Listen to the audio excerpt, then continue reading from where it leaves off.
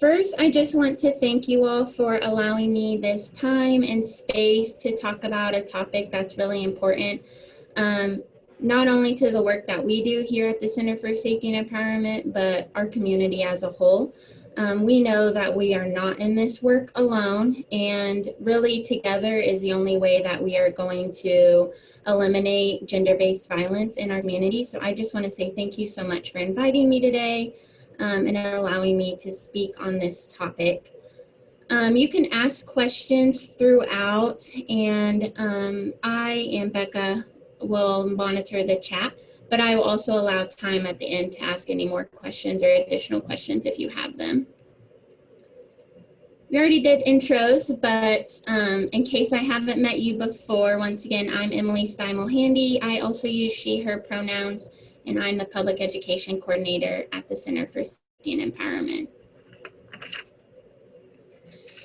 So we know that gender-based violence, domestic violence, sexual assault, human trafficking, and stalking occurs across all races, ages, classes, gender identities, and sexual orientations. But a lot of those folks that fall within there might experience gender-based violence at higher rates or at disproportionate effects. Such as Native and Indigenous populations, communities of color, Latinx communities, specifically when we're talking about immigrant survivors, folks with disabilities, and folks within the LGBTQ plus community. So we definitely want to take those into consideration throughout this presentation, and I will be touching on them throughout the slides. So we want to not only take into effect how to support a survivor, but the best way to support a survivor is to also take into consideration the different ways that systems are going to affect marginalized communities and survivors of color, and additional oppression and bias and prejudice that those folks might be experiencing on top of the trauma, which then in turn makes it really hard for them to find support and to reach out for help. So knowing the prevalence of gender-based violence, specifically in our communities, it's very likely that you come across the victim survivor of gender-based violence every single day, whether in your personal life or your professional life. And oftentimes that you might be the first line of response when you're working with a victim survivor. You might be the first person that's hearing about this story for the first time. And so we want to make sure that when that victim survivor reaches out for help, when they do disclose, when they are accessing services, that they are met with support and care, because the way that they are met or the response that they are met with is going to determine their whole trajectory moving forward. So being knowledgeable of resources available in your community and feeling better prepared to respond will definitely help you feel more comfortable and empowered when faced with the disclosure, but it'll also help our victim survivors who are accessing our services feel more safe and comfortable disclosing and pursuing additional services. So first, I kind of want to touch on the topic of why somebody might stay in an abusive relationship or an abusive situation, because I think that in order to help survivors, we have to understand their mindset and kind of what dynamics they might be faced with. So this is certainly not an exhaustive list of why victim survivors might stay in a abusive or harmful situation. And we also have to remember that survivors of violence face many barriers when accessing resources and when accessing safety. So we also have to take into consideration, as I mentioned before, that survivors of color and survivors within marginalized populations who are experiencing violence at disproportionate rates have increased barriers when seeking safety and help. So that might include things like fear of the criminal justice system. They might not have any financial safety nets. They might be facing additional religious and cultural barriers. They might have a fear of deportation or that a loved one who lives with them will be deported. lack of awareness and knowledge of the legal system, so just not even knowing how the legal system works or how to navigate the court system, not having access to safe and adequate child care services, a lack of low-cost housing options, and an overall skepticism of social service agencies. So on top of these barriers, when we're specifically talking about marginalized survivors, we know that LGBTQ plus survivors have additional barriers when trying to access safety and support. So according to a national survey, 60% of LGBTQ survivors of domestic and sexual violence were denied access to domestic violence shelters. So they weren't even able to access a domestic violence shelter in their community.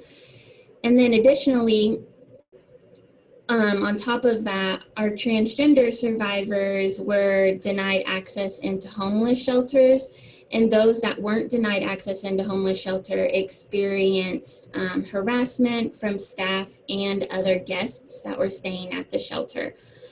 So like I said, we have to take these into consideration, the fact that some survivors and some victims just have fewer resources and fewer options available to help them leave violent situations or help them seek care for the violence they have suffered. And we also have to take into consideration that oftentimes leaving is not a safe option for survivors. So oftentimes abusers and perpetrators of violence escalate that violence. It becomes more dangerous. The threats become more real. That fear becomes more escalated when they feel like they're losing power and losing control over that relationship. So that could be like when there's a breakup, filing for separation or divorce, moving out, going to a shelter, asking for any outside help, filing a protection order, filing for citizenship, apart from their abuser, filing for custody of the children. Those types of things can actually escalate the violence.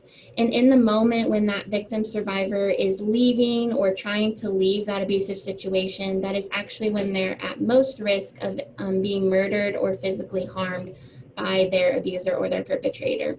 So taking into account that sometimes staying is actually the safest option for a victim survivor.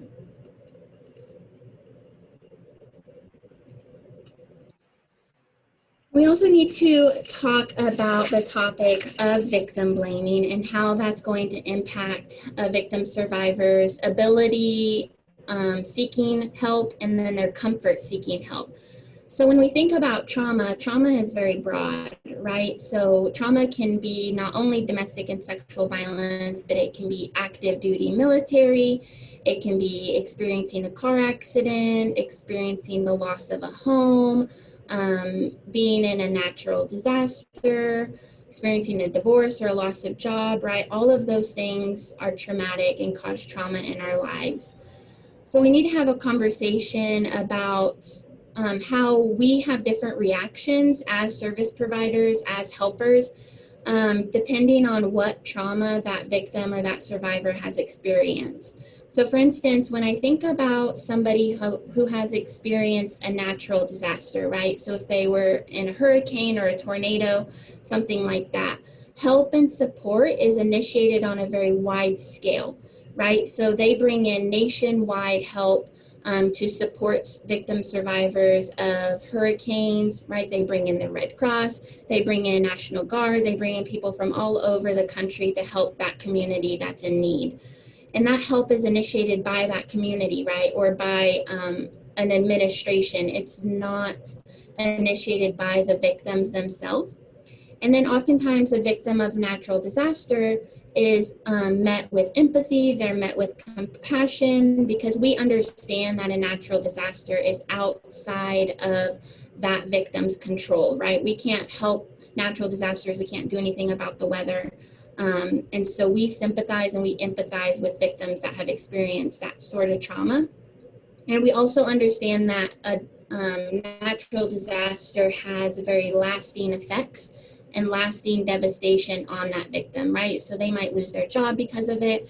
They'll lose their house, their loss of autonomy, loss of finances, all of that. And we understand that that trauma will linger.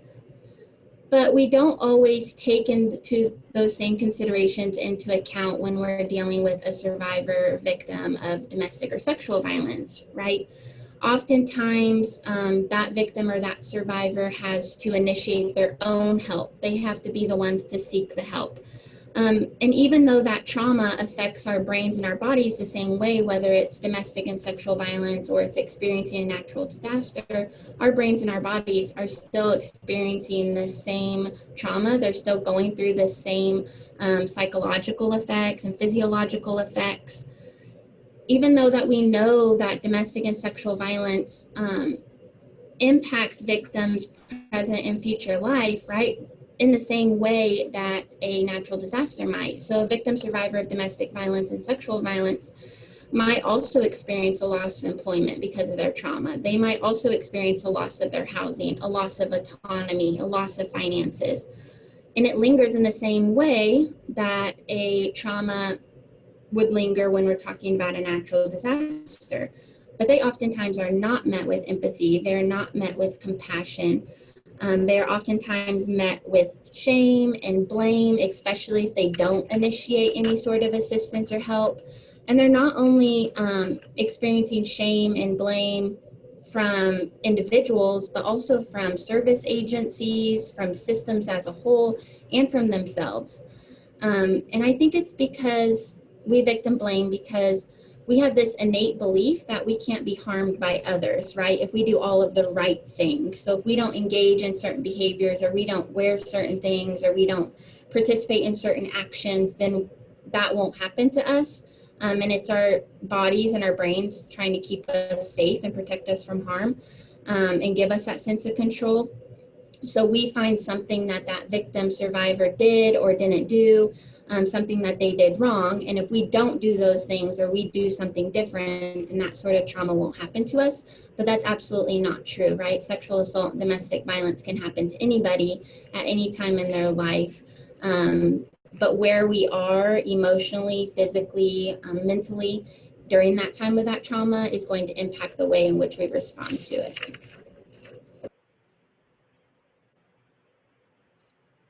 So we also have to remember, if you've had any sort of neurobiology of trauma training, that trauma completely overwhelms our capacity to utilize our coping skills. It floods our road to rational thought. It impacts our ability to regulate our emotions, to process any reactions, to problem solve, and it definitely impacts our ability to utilize our higher level decision-making skills.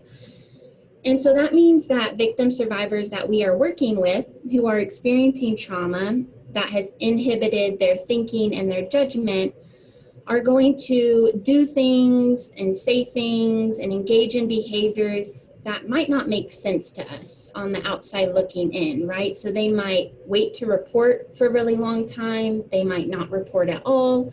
They might go back to the situation or continue contact with their abuser, perpetrator.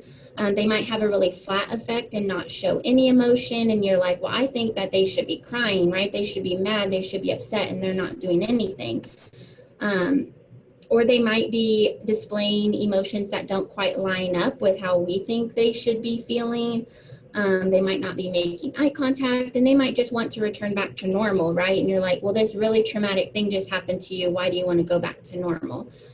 And that's because their brains are overwhelmed and they're completely offline at that point in time. And it can take multiple days for them to really re-regulate and for their bodies and brains to go back to working order. And it can take even longer when they've experienced complex trauma or they have a history of trauma. And so if we don't understand how trauma might affect a victim survivor, it can lead us to putting blame and shame and doubt on that survivor on top of what they're already putting on themselves. And so we have to remember that trauma completely overwhelms, it completely changes the way our bodies work and our brains work. And so just because you think they're not acting the way that they should be doing or doing the things that you think they should be doing doesn't mean that that trauma is not impacting them in a very significant way. And we also have to talk about why folks might not call the police. I think that survivor and victims are oftentimes asked that question, right? Why didn't you just call the police, or why didn't you make a report? And I think that that's oftentimes a very knee-jerk response, right? And obviously it's usually not meant or not ill-intended, but it's not always a helpful response to survivors. Because we have to remember safety precautions, and that calling the police just might not be an option for that survivor for a variety of reasons. So the answer to that question of why somebody might not call police or make a police report is very complicated, and it's going to vary from victim, survivor, case by case, because every situation is different, every person is very unique, and every trauma that that single person experiences is unique. So maybe they called police before when they had experienced domestic and sexual violence, but they're not calling police this time. And we also have to take into account how calling the police might not be a safe option or perceived as a safe option for survivors within marginalized communities, for survivors of color, because they might fear the police for whatever reason. Maybe they had past experiences, or they've been taught to fear police. They might fear that deportation. And so ultimately, when we're thinking about survivors in marginalized communities, and we're thinking about survivors of color, those survivors ultimately have fewer options for seeking justice, safety, and help. And so we just have to take into account that each individual is going to be different, and each situation is going to be different. And so each situation needs to be met with a unique and thoughtful response.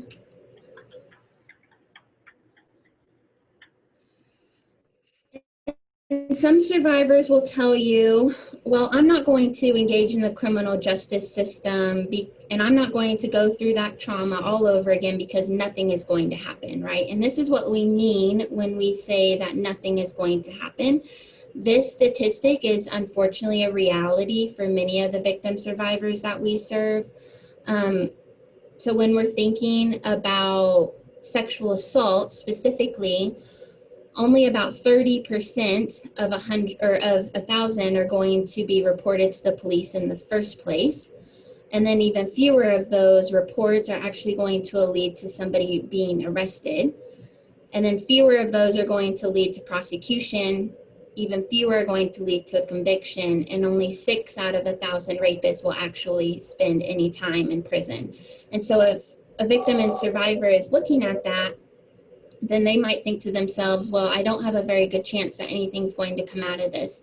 So why even engage in the process? And we know that that process can be very re-traumatizing for victim survivors, of having to make a report, tell multiple people, go through a court process and a trial and all of that sort of stuff. And so it can be very hard for somebody to want to go through that if they think that nothing will come out of it.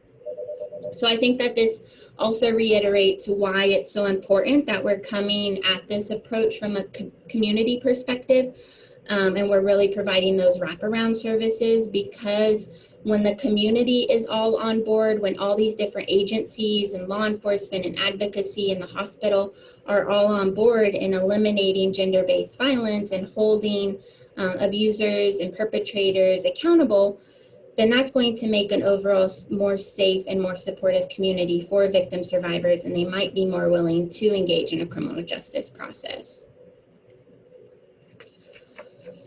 So when you all look at these pictures, hopefully you can see them on your phones or computers. When you look at the picture, I don't know which side of the screen it is for you, but it's on the left side for me. Do you see an old lady or a young woman? You don't have to say it out loud, but you can if you'd like. I heard somebody say old. Both.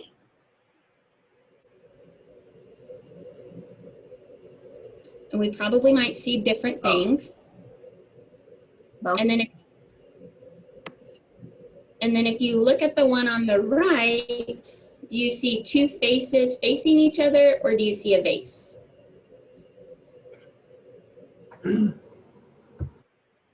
Both. I see a vase. Mm-hmm. I don't see an old lady or a young person. I just see somebody wearing a crazy looking hat.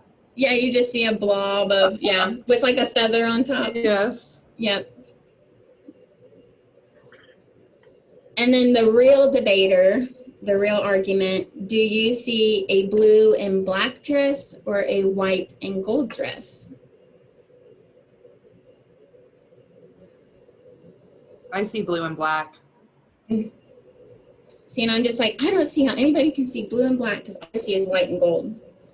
That's like the sound one too of Laurel. Laurel and Yanni. Yes. Yeah. So we probably all don't agree, right? We probably all kind of see a different variety, and some people don't see either of the options at all. So just because you might see different things in these particular images does not mean that any of you are wrong, right? It just means that we see something different. So that's the same with trauma and how we experience trauma, how we process it, how we navigate it, and also how we cope with that trauma. So how that traumatic event is processed is going to be unique to each individual victim survivor, each individual person, based on their past experiences, based on their past traumas, where they are physically, where they're at emotionally and mentally during the time that they experience that trauma. And so we might think, well, some of us might access services when we experience trauma, and some of us may not. Some of us may call the police, and some of us may not. Some of us may leave that abusive situation, and others will not. Some of us may tell somebody about the trauma, and others will not. Some of us will identify as a victim or identify as a survivor, and others will not. And so that doesn't make anybody wrong, right? That just means that our perception of the situation and the perception of the trauma is different, and that is absolutely okay. So we just have to take into account that each individual victim survivor that we are working with is doing what is best and what is most safe in that certain instance. And we just have to rely on the fact that they are the experts in their own lives, and they know what is best for them and their families in that traumatic situation. And so we also have to remember that certain services like police or like going to the hospital or calling a hotline, those might be helpful and safe options for some victim survivors, but that does not mean that it's going to be a safe and helpful option for all victims that we work with, because it's going to be based on how we perceive our safety, how we perceive our situation, and how our brain is mapped.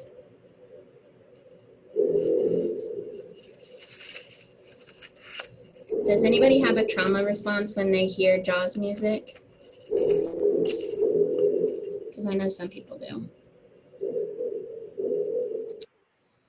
So when we're thinking about brain mapping, right, when we think of a shark, what are some words that come to mind when we think of a shark?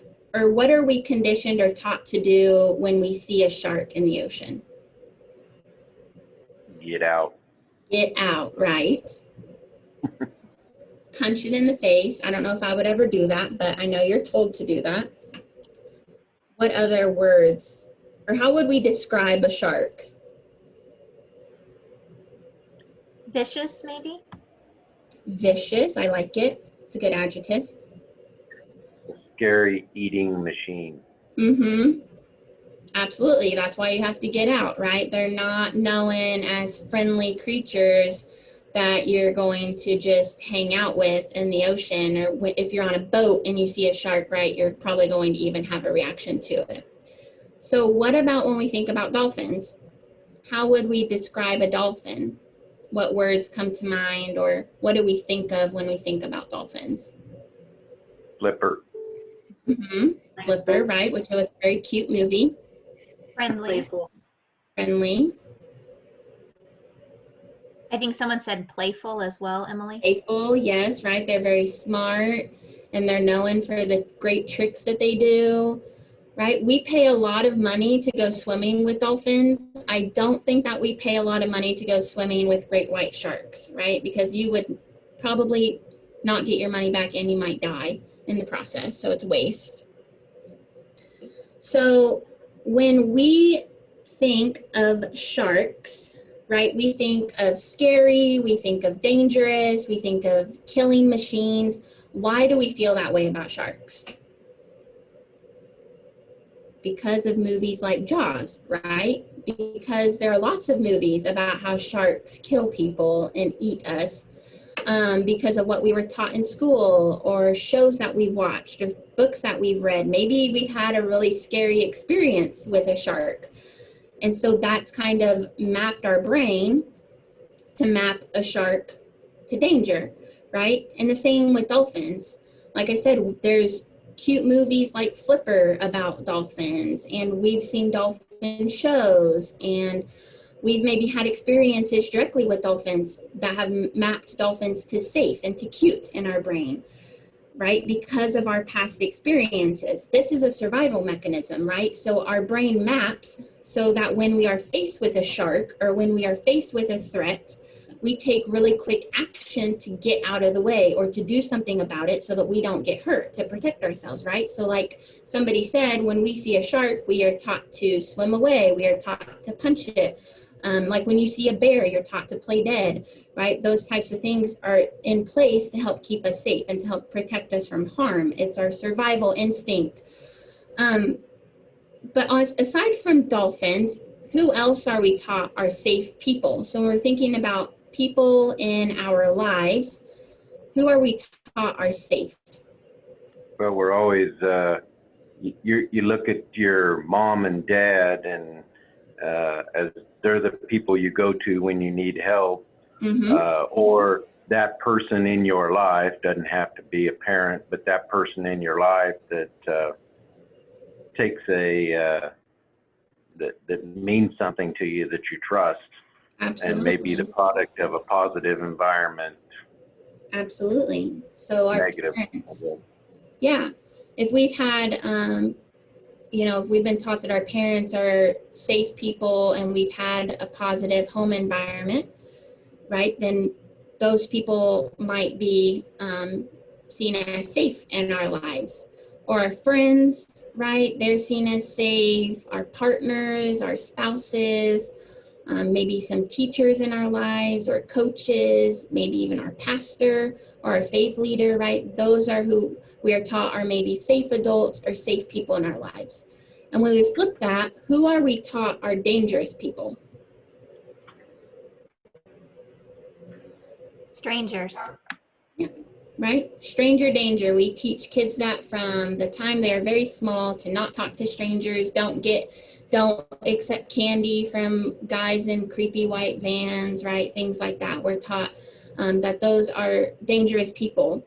But when we're thinking about in the concept of domestic and sexual violence, who is most likely to perpetrate domestic and sexual violence?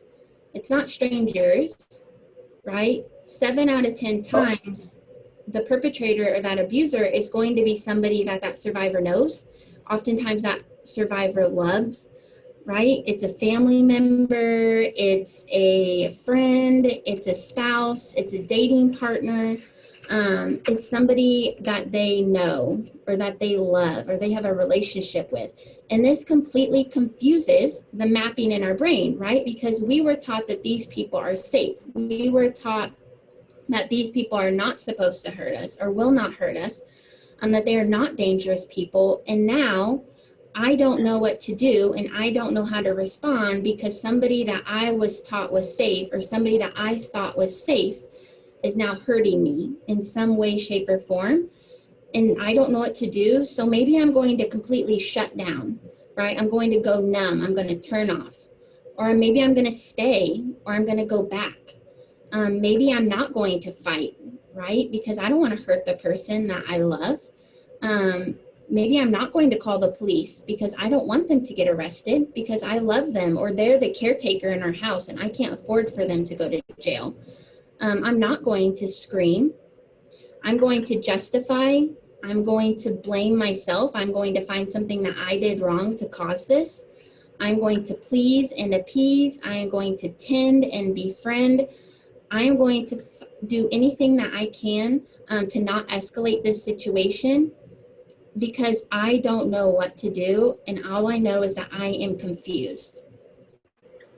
And when we think about brain mapping and we think about us who are out in the community to help victim survivors, we have to remember that we shouldn't assume that we are mapped to safety in someone's brain.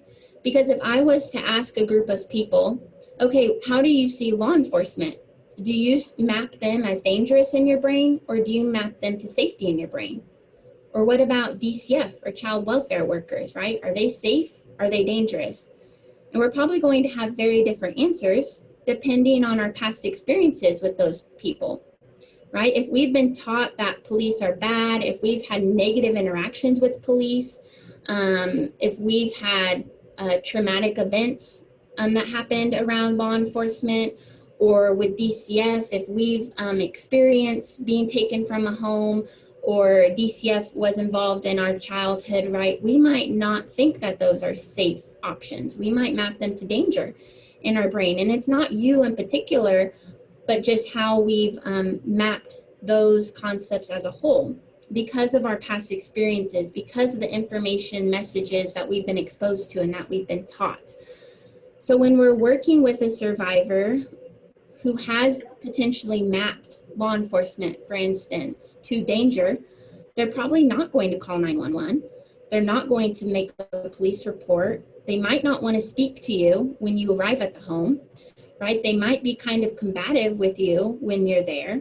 They might not trust you, and they probably won't cooperate in an investigation. And I say all this to say that we should never assume that us, ourselves, in our uniforms or in our workplaces, in our job titles, we should never assume that we are perceived as safe people for everybody, because we don't oftentimes know the full story or have the full picture of what that person has experienced. And to be helpers in this field, right, we also have to be mindful of some invisible barriers that victim survivor might be facing inside, right? So some of these might be that they are feeling very overwhelmed in the moment and they're having a trauma response. And so they can't emotionally regulate. They can't use that higher functioning decision-making skills because they're experiencing a trauma response. Maybe you resemble their perpetrator or their abuser in some fashion. And so your genuine offers of help and support are actually activating their trauma without you knowing. They might not feel comfortable talking to you about their situation because of your relationship with them. And they feel skeptical about how long your help is going to last. And so they're like, well, they're probably not going to be able to really do anything for me, so I'm just not going to talk to them about it. Maybe they don't feel comfortable sharing details of their relationship because of fear of judgment or embarrassment. Maybe they really love and they care about their abuser, and so they don't want them to get in trouble. So they might make up portions of the situation or not tell you the full story, right? And so these are definitely things that we need to keep in mind when we're working with the victim survivor, because these invisible barriers are absolutely going to impact their ability to seek support, their willingness to seek outside resources, and how they're going to respond to offers of help. So once again, don't take it personally. If you are met with any sort of opposition, because it's probably not you as a person, it might just be some of the perceptions that they have about you or some barriers that they might be having internally. So why is it important that we have these discussions? Why is it important that we're talking about the best ways to support a victim survivor? Well, when victims and survivors feel validated and they feel supported and they feel empowered, they are definitely going to be more likely to engage in systems, right? So if we support survivors and we help them feel heard, they might be more likely to engage in the criminal justice system. They might be more likely to seek help from an advocacy agency like the Center for Safety and Empowerment. They might be more likely to seek medical assistance, right? And in turn, that is going to allow for our community as a whole to hold more abusers and perpetrators accountable when those survivors are feeling supported by their community. And that is in turn going to create a safer community for all of us, right? So we can impact those statistics that we talked about at the beginning when we are allowing for the space that is supportive and empowering for survivor victims. Emily, real quick, I just wanted to let you know that one of the audience members also spoke about invisible barriers, including cultural and ethnic issues as well. So I don't know if you highlighted that. Yes. Yeah, that absolutely is in consideration when we're talking about why somebody might stay, and then also their ability to access help, because if they don't think that there's any culturally competent resources or resources that speak the same language that they do or understand that culture, then they're probably not going to seek any services. So what can we all do to make a difference, right? These changes don't have to be big, right? We don't expect any or all of you to be experts or to provide advocacy or to be an advocate or to provide counseling. That's definitely not what we're asking. But there are things that we can do and we can implement every single day to create a safe and calm and warm environment for victim survivors that we might come in contact with.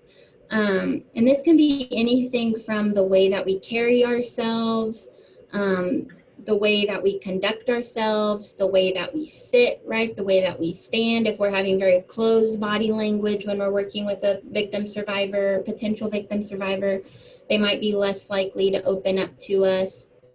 The tones in our voice, right? I know that I've been to the doctor multiple times and they ask you the questions of, do you feel safe at home?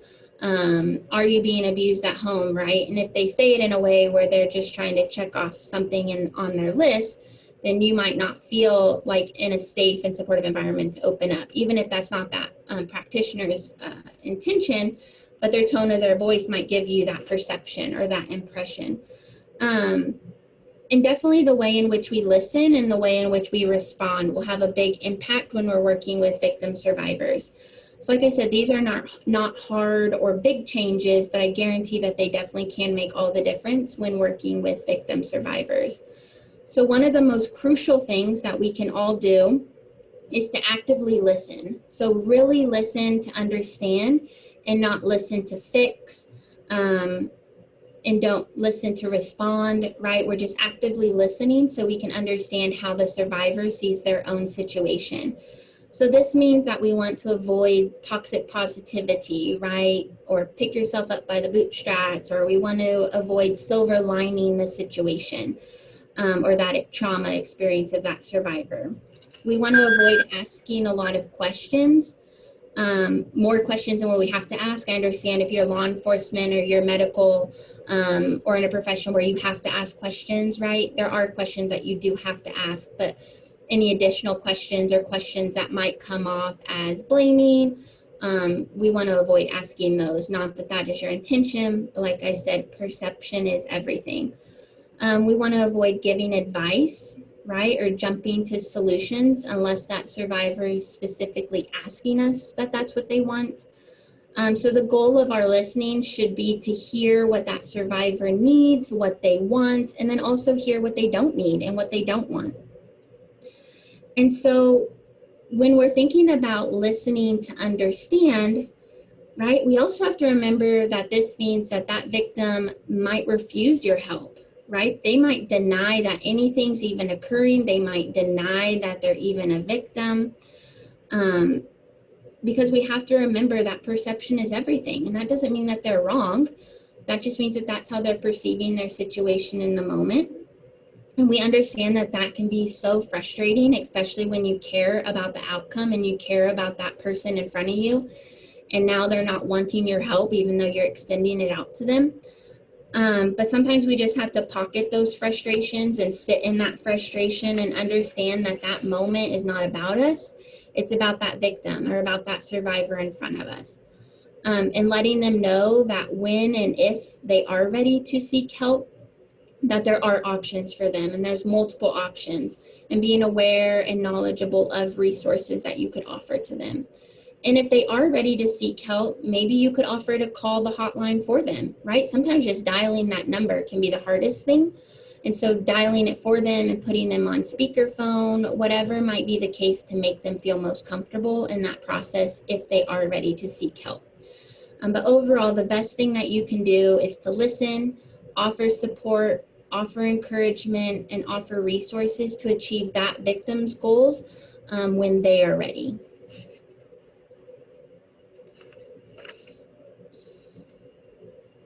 And with that, we have to be mindful, right, that we all carry our own biases, our own experiences, and our own assumptions with us. And those get carried into our conversations with victims and survivors, so being mindful. So some of the examples that might cloud our ability to offer effective help and support would be like, well, domestic violence is a women's issue, or men can't be victims, or women can't be abusive, right? Or it doesn't happen in this area of town, it doesn't happen in my neighborhood. Well, that person is choosing to stay in that abusive relationship, so they must be choosing to be abused, right? Or they deserve to be abused. There's nothing I can do to help, so I'm not even going to bother. Feeling jaded because you get called to a certain house or you see the same frequent flyer victim through your office or through your workplace, and so you kind of get jaded about helping them. It's none of my business what happens behind closed doors. What's between them is between them. It doesn't involve me. Leaving is always a safe option, because we talked about before that isn't always the case. Or things like, well, you should just get anger management, or you should just seek marriage or couples counseling and that'll fix what's going on, right? We know that a lot of these or all of these are not true. And if we believe these, then that can definitely cloud our ability to offer effective help and support to that victim. So a survivor that we're working with or a victim that we're working with might want some of these things, they might want all of these things, or they might absolutely want none of these things on this list. Because healing looks absolutely different to everybody, right? So once again, we're listening to what that victim survivor wants, not what you want for them, but what they want, and empower them to do the best, or to do what they feel is best and most safe in their situation. And once again, remembering that that victim survivor is the expert in their lives, and empowering them in that way. So a little helpful analogy that I always think of is that when we're talking about supporting a victim survivor, right, the victim is in the driver's seat and you are in the car helping with their navigation. So you're following that victim's lead, and you're providing them with options, discussing resources with them. And as their goals change, as their destination changes, then you can help them reroute to create a new plan and to create a new safety plan, whether they're staying in a situation or going back to a situation, then rerouting as needed. And it's all about giving that survivor back their autonomy, giving back that control that was taken from them, because they had absolutely no control over the abuse and the trauma that they experienced, but they do have control over their healing moving forward. And so we need to allow them to have that space. So Becca, do we have time for a short video? I'm not sure if we do, Emily. That is absolutely fine. I know that we've got a little less than 10 minutes. I haven't noticed anybody in the chat box having questions. Do you want to prioritize questions first, and then if we have time to watch the video? I'm open to whatever you think. Yeah, and they'll receive the PDF, and in the PDF, this link will be in there, but it's a really short, really cute video about the difference between empathy and sympathy. And so I encourage you all to watch it if we don't have time to watch it at the end of this. So last little tidbit before we go to questions, just giving you some language that you can use in your work lives, in your personal lives, when faced with a victim survivor or faced with a disclosure of abuse. Very rarely, if ever, can we talk somebody out of their pain, right? But we know that being heard helps. And so acknowledging that survivor victim's pain, acknowledging the trauma that they've experienced, the injustice, is really the best thing that you can do in that case, even if you do not agree with their actions or with the situation. We need to forget that at the door when we're working with that victim survivor. So sometimes the best thing that you can do is be silent and listen and hold space for that victim survivor to talk as they want to talk or not talk, whatever feels right in that moment. So that brings me to the conclusion of today. So if you have any questions, you can type it in the chat box, or you can unmute yourself or raise your hand, whichever feels best for you. Like Becca talked about, I will be sending out the presentation materials, so you will get a copy of this, as well as a link to an evaluation that's online. If you would fill that out, that's really helpful for us as we are continually trying to improve our services, including our public education. So filling that out when you get it. And then once again, thank you so much for just allowing me this time and this space and to crash your meeting today to talk to you about this topic. So I just really appreciate you all and the work that you're doing in our community and with victim survivors. So thank you. And if you have any questions, just let us know. Emily, would you like me to stop recording, or do you want to record through the questions? You can stop. Stop recording? Okay, I'm going to Thank go you. ahead.